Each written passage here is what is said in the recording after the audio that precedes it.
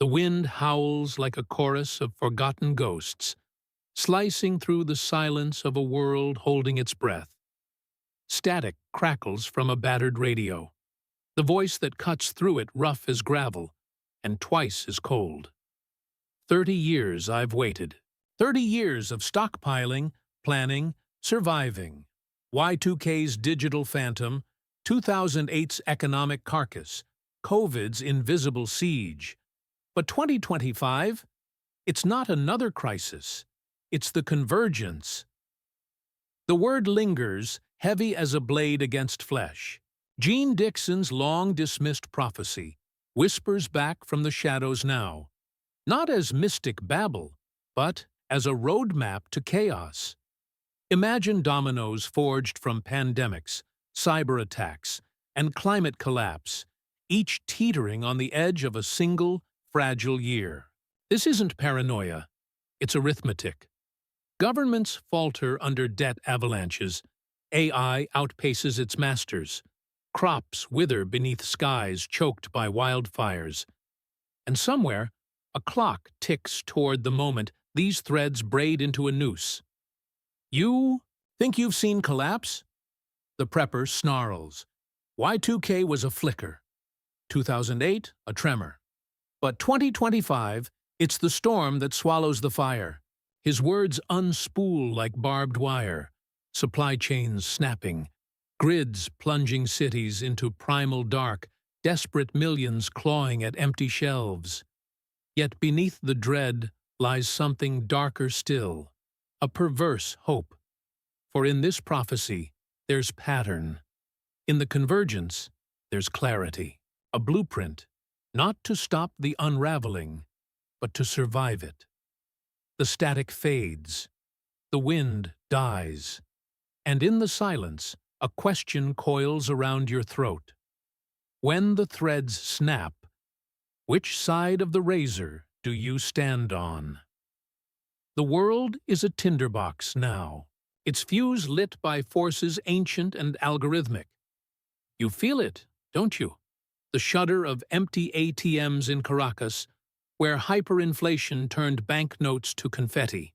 The primal roar of a Wall Street mob in 2008, fists pounding on locked glass doors as their futures evaporated. The eerie silence of a crypto exchange flatlining at midnight, a trillion digital dreams erased with a keystroke. This isn't history repeating. It's a death spiral.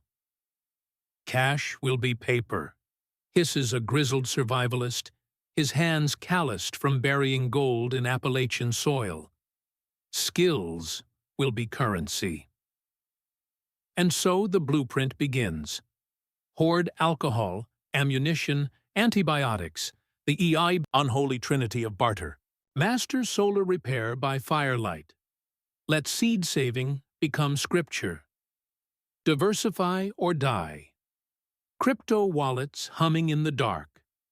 Deeds to fallow farmland folded like sacred scrolls. But wealth alone won't save you when the grid bleeds out. The Earth itself is turning against us. Satellite feeds flicker with visions of California's skeletal forests, flames licking the sky like pagan rituals.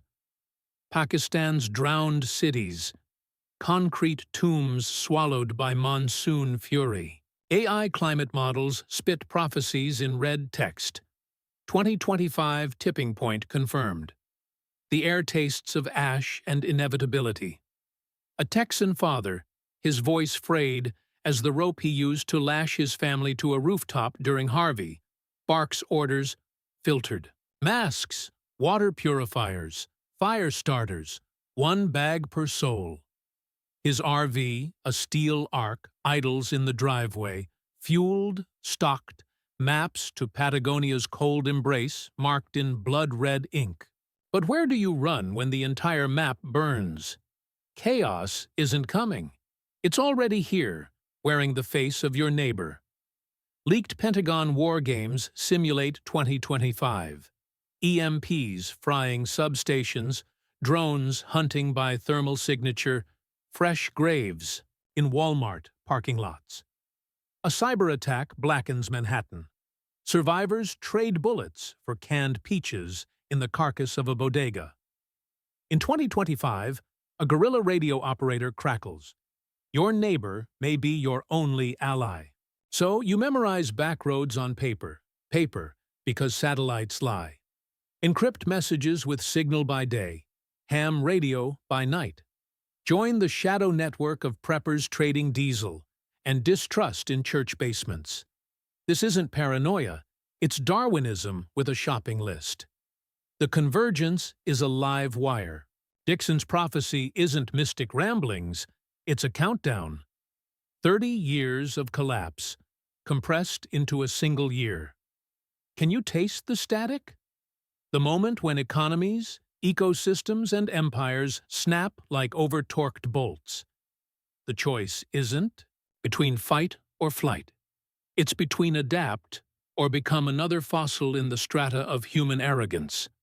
The clock ticks, the wind howls, and somewhere a match is struck. The world is crumbling, and your shelter is either a coffin or a covenant. Picture this: a Manhattan penthouse panic room, its walls lined with Kevlar and delusion. While 3 states over, a retired engineer welds steel plates onto a storm cellar buried beneath his soybeans. This is the schism. Urban prepping is a game of shadows, false walls, hollowed-out floorboards, the art of hiding in plain sight. Rural survival is a vow written in diesel and topsoil. "Forget the 250K bunker," growls a contractor who turned shipping containers into modern-day catacombs during the Texas freeze. "Reinforce your basement now, before the mobs start looting drywall for firewood." But shelter isn't just 4 walls and a lock. It's a calculus of risk. Do you barricade in the city's screaming chaos, or flee to the hinterlands where isolation could starve you as fast as a bullet? The answer? Adapt or dig your grave early.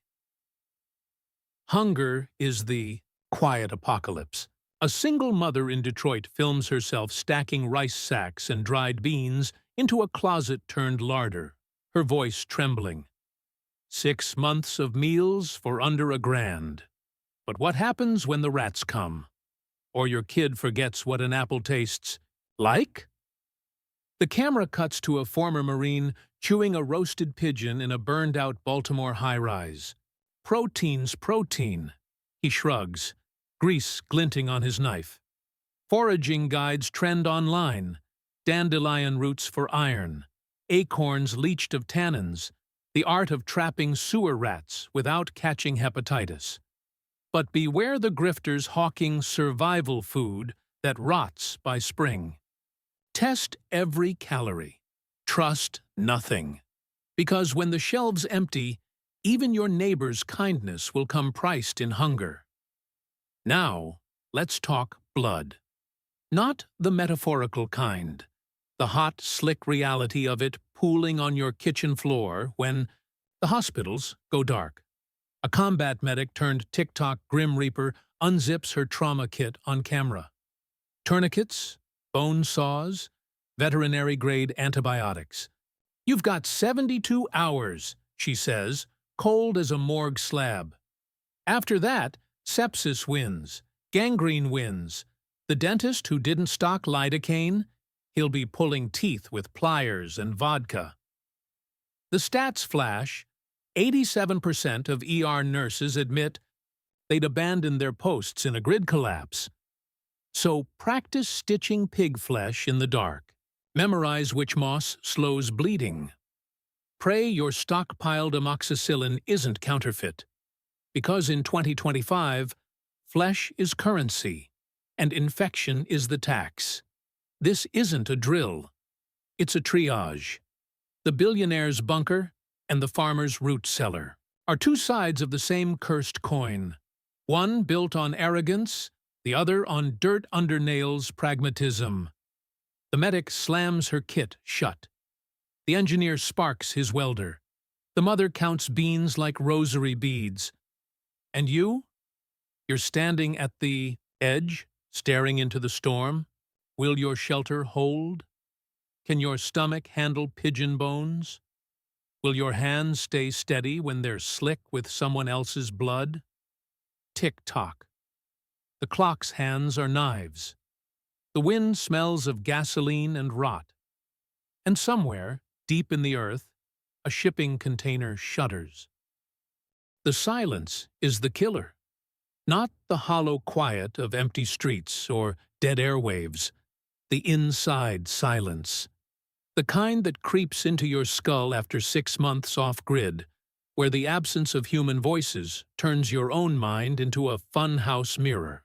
Loneliness breaks more people than hunger. Rasps a grizzled prepper from Alaska.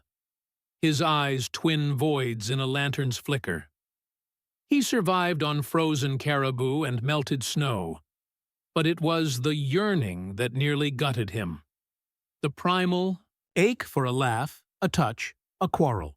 Now, he journals by firelight, scribbling mantras like, "Today, I built a shelf," to tether himself to sanity. Meditation apps won't save you here. Skill swap groups might, bartering guitar lessons for bullet reloads, knitting circles that double as trauma counseling. But hope? That's a currency you mint yourself, day by fractured day, in ink that bleeds through the pages, yet isolation is suicide. The real art isn't hoarding beans or bullets. It's vetting allies in a world where paranoia is survival. Picture this: a nurse turned guerrilla gardener, teaching neighbors to suture wounds and grow carrots in sewer soil. A mechanic jury-rigging solar panels in exchange for moonshine.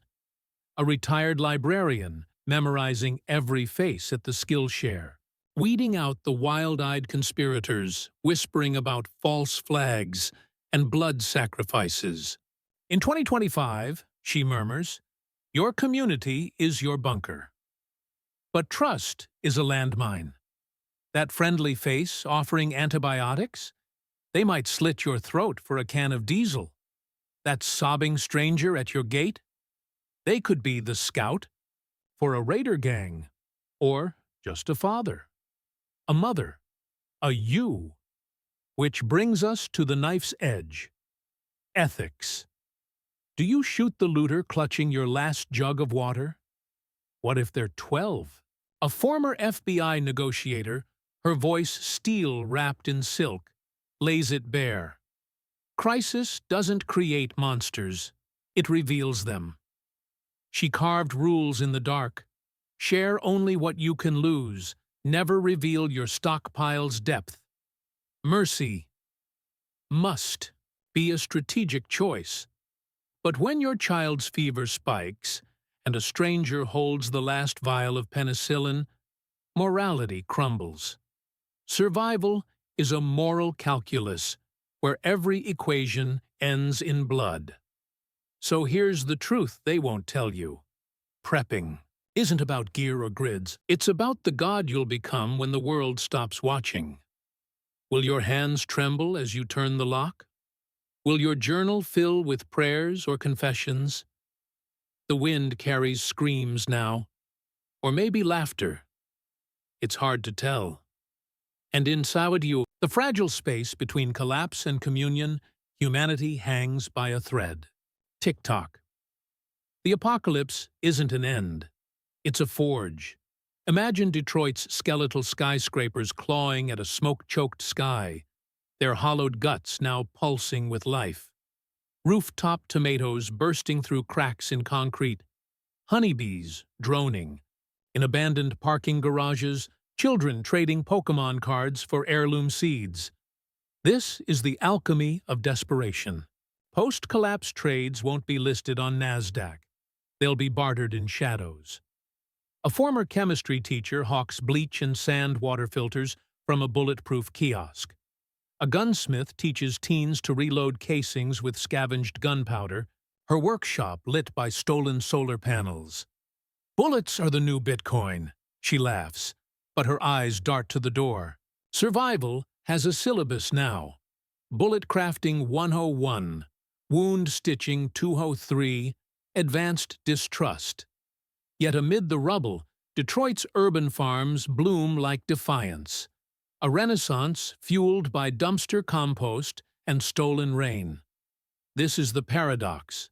Collapse carves space for miracles. But what of the children? Do you armor them in fear or arm them with wonder? A father in Denver gamifies the end times. Scavenger hunts in corpse-gray malls, fire-making contests with candy prizes. His daughter, 6 years old, can identify edible weeds by scent and start a blaze with a soda can tab. Teach them to grow food, not fear, warns a child psychologist turned underground educator, her classroom a repurposed bank vault. She's right. Drill them on Morse code, yes, but also let them bury time capsules filled with crayon drawings and candy bars. Let them laugh. Because if they forget joy, what's left to save?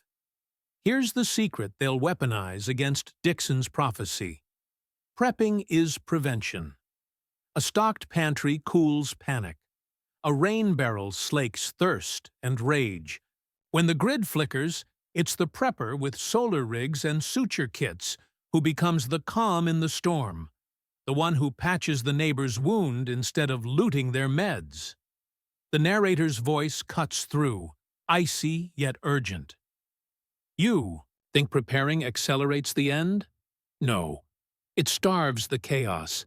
A calm mind fixes pipes, brokers peace, plants orchards in landfills.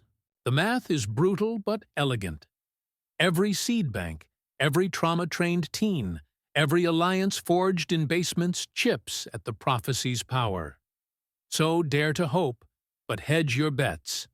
Let your bunker have a window. Let your kids bury treasure maps in the yard. The future isn't written. It's built. One bullet, one beat, one blood pact at a time. The clock ticks toward 2025. But in Detroit, a sunflower cracks through asphalt. Somewhere, a child laughs. And the blade of destiny? It hesitates. The prophecy hangs in the air, like a blade on a frayed wire. Jeane Dixon's static-filled voice crackles from an archived tape, her words clawing at the present. 2025. Inevitable. But inevitability is a lie told by cowards and corpses. Picture this. A storm not of fire or flood, but of choices. The kind that split history into before and after.